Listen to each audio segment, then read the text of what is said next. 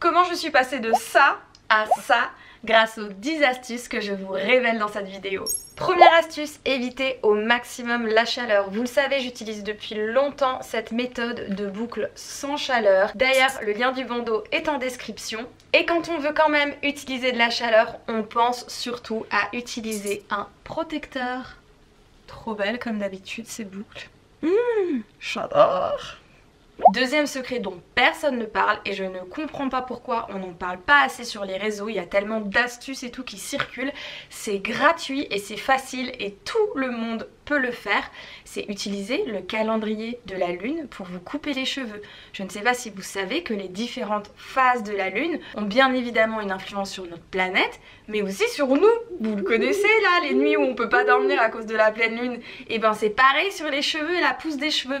Donc la prochaine fois que vous voulez prendre votre rendez-vous chez le coiffeur, rien de plus simple, vous allez taper se couper les cheveux avec la lune ou calendrier lunaire et là vous allez voir les moments où il est préférable de se couper les cheveux pour que ça repousse vite et à l'inverse si quelqu'un veut l'inverse. Mais au cas où vos cheveux poussent trop vite, vous voulez qu'ils poussent plus lentement pour comptabiliser le coiffeur vraiment, c'est aussi une option. En tout cas le calendrier lunaire pour ses cheveux c'est juste la base. Troisième astuce, et pour ça il faut que j'aille vous chercher mes barrettes, je vais vous expliquer ma technique pour la nuit. Alors il vous faut ce genre de petites pinces, vous voyez moi j'en ai plein comme ça. Et grâce à ces petites pinces, premièrement, vous allez pouvoir attacher vos cheveux pour dormir. C'est super important que vos cheveux ne frottent pas toute la nuit sur votre coussin quand vous tournez, etc. Et au-delà de ça, ça vous permet en fait de garder les boucles que vous avez faites. Et c'est une coiffure qui vous prend 2 secondes. Je sais pas, c'est moi qui l'ai inventé, hein. J'ai pas de nom pour cette technique. En fait, je me fais 2 buns ici, mais il faut que je vous montre. Vous séparez vos cheveux en 2, ok ? Tac, à la main, pas besoin d'être super précise. Hop, vous mettez un côté derrière l'oreille pour pas qu'il vous gêne. Et ce côté-là, vous venez balancer la tête en avant, vous rassemblez tous vos cheveux dans une couette et vous allez venir tourner dans le sens de la boucle. Respectez bien le sens de la boucle. Vous venez tourner pour avoir une seule belle mèche bien propre et ensuite vous la tournez comme un petit escargot, comme ça. Pour vraiment respecter la boucle. Et donc là, vous mettez une petite barrette à l'arrière, une petite à l'avant, et là, vous avez votre premier bums. Et vous venez en fait faire la deuxième. Et donc on vient le mettre au même niveau que l'autre. Et l'idée, c'est de les attacher ensemble aussi. Et vous voyez, grâce à ces petites barrettes, je les écrase jamais. Donc une devant, une derrière et une au milieu pour tenir les 2 bonnes. Et vous allez dormir comme ça. Et comme ça, à aucun moment ça vous dérange. Parce que je sais que vous êtes nombreuses à me demander, oui, comment tu fais pour dormir avec le boudin, etc. Je le fais une fois par semaine. Et franchement, ça va, j'y arrive. Et ensuite, je fais cette petite invention de coiffure tourbillon. Et vous voyez, les boucles sont carrément conservées. De ouf, en fait. J'adore. Et comme c'est super important de dormir avec les cheveux attachés, ben quoi de mieux qu'une coiffure qui en plus de ça vient respecter vos boucles. Donc je vous demanderai une petite note sur 20 par rapport à ce brevet que je n'ai pas déposé et cette invention de coiffure. Il y a une personne dans le monde qui fait aussi cette technique d'escargot bun tourbillon. N'hésitez pas à me contacter, ça me ferait plaisir qu'on se rencontre. Je n'ai jamais rencontré personne qui faisait cette coupe-là pour aller dormir. Toujours dans la catégorie dodo, c'est l'investissement dans une tête d'oreiller en soie ou alors un bonnet, vous savez, un peu comme les bonnets de douche, mais un bonnet en soie. On sait tous les bienfaits de la soie sur les cheveux et sur la peau. On passe quand même entre 6, d'ailleurs c'est pas bien de passer que 6 heures au lit, hein. J'en profite un peu pour vous engueuler vite fait, à 9 heures, et pour les plus chanceux, bon vous avez capté, on passe beaucoup d'heures la tête sur notre oreiller. Donc peau, cheveux, c'est un bel investissement. Et au pire, vous mettez la tête d'oreiller que pour vous et pas pour votre mec, hein. Et puis comme ça, c'est vous qui avez la paire et puis vous pouvez échanger à chaque lavage, c'est plus simple, hein. Faites attention que la tête d'oreiller soit bien en soie de mûrier, car il y a énormément de thé d'oreiller. La dernière fois, j'étais dans un petit magasin, je vois la tête d'oreiller, il y avait écrit thé d'oreiller en soie. J'ouvre, je regarde l'étiquette, 100% polyester. Donc faites bien attention de prendre de la vraie soie. 5e secret, espacez vos shampoings un maximum. On ne vous le dira pas assez. Je sais qu'il y a des filles qui n'arrivent pas encore, mais il faut vraiment s'y mettre. Il faut se forcer. Moi non plus à la base je n'y arrivais pas. Mais une fois qu'on a son brushing de fait, je vous assure qu'on n'a plus envie de les laver. Pour ça, petites astuces. Parenthèse, je fais aussi du sport, je transpire aussi du crâne. Et c'est sûr que mon brushing en prend un coup. D'où le fait aussi d'attacher ses cheveux la nuit. Parenthèse. Ce que vous pouvez faire pour vos cheveux, pour essayer d'espacer au maximum les shampoings. Premier jour, tout se passe bien. Deuxième jour aussi. Troisième jour, perso, je commence déjà à avoir des signes de graisse. À ce moment-là, je mets du shampoing sec. Personnellement, j'aime beaucoup le Chlorane, il coûte un petit peu cher. Vous pouvez aussi tester le Mermaid que j'avais beaucoup aimé. Et vous pouvez également regarder pour en faire vous-même.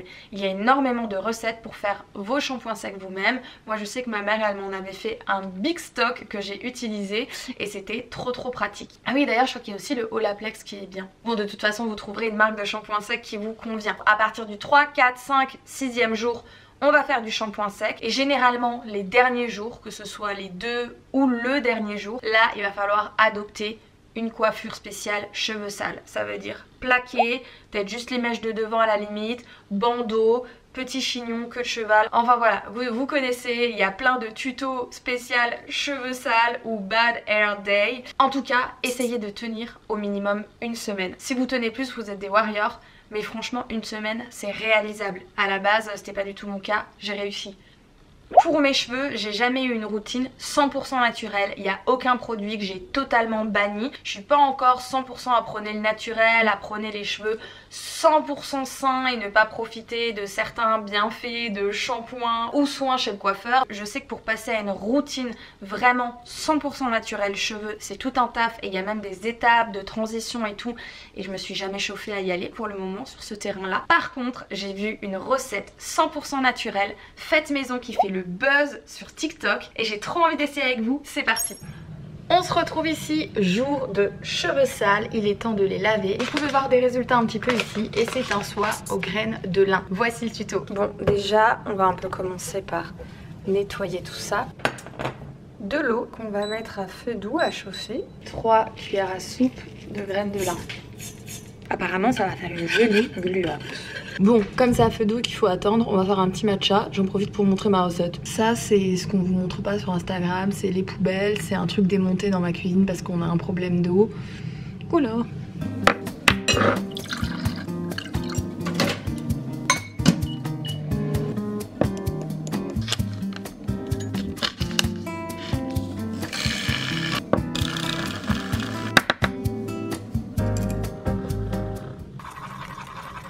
C'est long à cuire. J'adore la mousse de lait. Ma passion. Depuis que vous m'avez dit sur Instagram qu'il fallait utiliser du lait barista, j'ai de la mousse de lait végétale comme jamais. Je suis la plus heureuse. Merci. Merci à celles qui m'ont conseillé ça. Regardez, maintenant que c'est comme ça, là on voit bien que la gelée elle est en train de se faire. C'est un peu comme de l'aloe vera. On va venir faire notre petite passoire. Alors, est-ce que je suis une assez bonne vlogueuse pour faire les deux en même temps? On va venir filtrer. Je pense qu'il va falloir que je prenne une cuillère et que je les fasse passer. Pensez bien à la faire refroidir avant de l'appliquer sur vos cheveux parce que l'idée c'est pas de vous cramer le cuir chevelu, hein, on est d'accord. Et on va retirer toutes les petites graines. C'est le moment de l'application. Alors du coup je pense que je vais le mettre sur tous mes cheveux, même sur mes racines, etc. Il a refroidi. Regardez ce que ça donne. C'est vraiment comme de la gelée, comme de l'aloe vera. Avant de me mettre un soin, quand je veux le mettre avant de faire mes shampoings et tout, je les mouille quand même un peu. C'est le moment de vérité. C'est super gluant. Oh, c'est grave bizarre. Et au niveau de l'odeur, je sais pas, il y a une petite odeur un peu spéciale, mais je sais pas comment vous dire, mais j'aime bien l'odeur. Regardez. Et voici, le masque est posé, donc je vais laisser agir pendant 30 minutes à 1 heure. Et ensuite, je passe à la douche, shampoing et je vous montre le résultat. Et voici le soin érincé et mes cheveux tout propres. C'était assez facile à rincer, j'avais peur que le côté vraiment gluant s'accroche dans le cheveu, mais pas du tout. Et j'ai eu un ressenti plutôt doux. Après, tant que c'est mouillé, c'est toujours un petit peu difficile de se rendre compte. Du coup, j'attends le résultat final.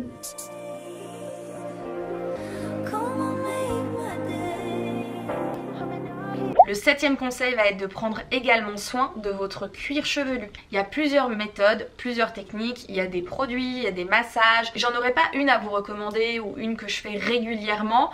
Par contre, ce que vous pouvez faire comme produit naturel sur le crâne, parce que moi j'ai eu pas mal le crâne sec, prenez tout simplement de l'aloe vera pur. Vous mettez l'aloe vera le matin, vous faites une coupe plaquée pour toute la journée et le soir vous faites votre jour de lavage. Vous faites à chaque fois des petits traits, vous venez mettre l'aloe vera, vous venez bien masser votre crâne et on sait que l'aloe vera a plein de vertus, notamment réparatrices et hydratantes. Donc pour moi c'est juste le produit facile d'utilisation, vous êtes nombreux à en avoir déjà chez vous, pas trop cher, prenez-la quand même bio si possible, donc c'est juste parfait. On arrive à la 8e astuce et je vais enfin vous parler des produits que j'utilise. Moi pour le moment je reste sur des produits classiques, je privilégie plutôt ce que je mets à l'intérieur et je vous en parle un peu plus tard, VS les produits que j'utilise un peu en extérieur, même si ça reste quand même important et qu'il faut quand même faire gaffe au maximum. Donc je vais vous donner tout ça dans les grandes lignes parce que j'ai pas une marque ou une routine vraiment de prédilection que j'adore. Je reçois aussi énormément de produits, j'ai la chance de pouvoir tester beaucoup de marques, donc il y en a plein que j'adore. Quand c'est le jour de me laver les cheveux, je commence avec mon aloe vera sur le crâne et sur les longueurs, je viens appliquer un masque. Quelques masques que j'ai pu tester récemment et que j'ai beaucoup apprécié. Donc sur les longueurs, je vais venir poser un masque et je vais laisser le temps que je peux. 1 heure, 2 heures, 3 heures. Quand je pose le masque, j'humidifie d'abord un peu mes cheveux. C'est comme une éponge. Si je prends mon éponge et que je mets juste du liquide vaisselle dessus et que j'essaye de frotter, ça va être tout sec, le liquide vaisselle va pas mousser, le liquide vaisselle va pas rentrer dans l'éponge pour vraiment bien pénétrer. Et ensuite, perso, je passe à la baignoire. Là, je me lave les cheveux avec un shampoing. J'en fais 1 ou 2 selon comment je ressens la saleté de mon cheveu. Vous pouvez avoir des shampoings par-ci par-là. Et ensuite, petit après shampoing pour vraiment aider ensuite à démêler. Je laisse pas forcément poser. Et ensuite, je rince. Et là intervient le 9e secret. Vous allez rincer vos cheveux. Bien évidemment, rincer le plus gros à l'eau chaude, on est d'accord. Mais sauf qu'une fois que le plus gros est parti, passez de l'eau froide. Si vous arrivez même à en passer un petit peu sur le crâne, parce que c'est une torture clairement, hein, là je parle de l'eau froide... On est presque en cryothérapie dans le truc parce que l'eau froide a énormément de bienfaits sur la peau, sur les cheveux, ça resserre les écailles, ça resserre les pores. Pour le rinçage, vous pouvez également rincer avec de l'eau de riz. J'avais déjà fait un reel Instagram sur l'eau de riz, vous pouvez trouver des recettes sur internet, mais je trouvais que ça avait été hyper efficace pour la brillance, donc vous pouvez aussi de temps en temps vous faire la petite technique eau de riz. On arrive enfin au 10e et dernier secret de cette vidéo, ça va être l'interne entre guillemets, c'est-à-dire tout ce que vous allez mettre dans votre corps. Votre corps c'est votre machine, c'est celle qui va bosser pour que vous ayez des beaux ongles, des beaux cheveux, une belle peau, pour que vous soyez en forme, pour que vous puissiez vous lever le matin, avoir de l'énergie, et à cette machine il faut lui donner le bon carburant. Je vais la faire courte, je vais vous expliquer les grandes lignes. Première chose, ça va être l'alimentation. Si vous donnez à votre corps que des mauvaises graisses, des gras saturés, des sucres industriels, il va pas être content, il va pas trop savoir quoi en faire, ça va pas l'aider dans sa life. Bref, l'estomac et tous les organes qui bossent là en bas, pas content. Manger protéiné. Protéine ne veut pas que dire viande. Personnellement, je mange quasiment végétarien et vous avez des protéines dans plein d'autres sources d'aliments. Les œufs, le soja, le tofu, etc. etc. N'hésitez pas à vous renseigner. Et les bonnes lipides, les bons gras, huile d'olive, avocat, etc. C'est vraiment bien. Vous pouvez également vous complémenter, donc complément alimentaire. Il y en a qui sont spécifiques pour les cheveux, à vous de choisir lequel vous conviendra le mieux et selon aussi vos différentes problématiques. Et pour les compléments alimentaires plus généralistes, vous allez avoir la spiruline pour le côté protéines, l'huile de foie de morue pour le côté lipides et pensez également au zinc qui de toute façon sera bon pour votre peau et vos cheveux. J'espère vous revoir avec vos chevelures de sirène. À la prochaine. Ah oui, et d'ailleurs pour toutes celles qui vont me demander le tuto pour faire les boucles sans chaleur avec le bandeau, il serait temps qu'on se retrouve sur mon canal Instagram. J'ai mis tout le tuto complet pour mes boucles, donc vraiment n'hésitez pas.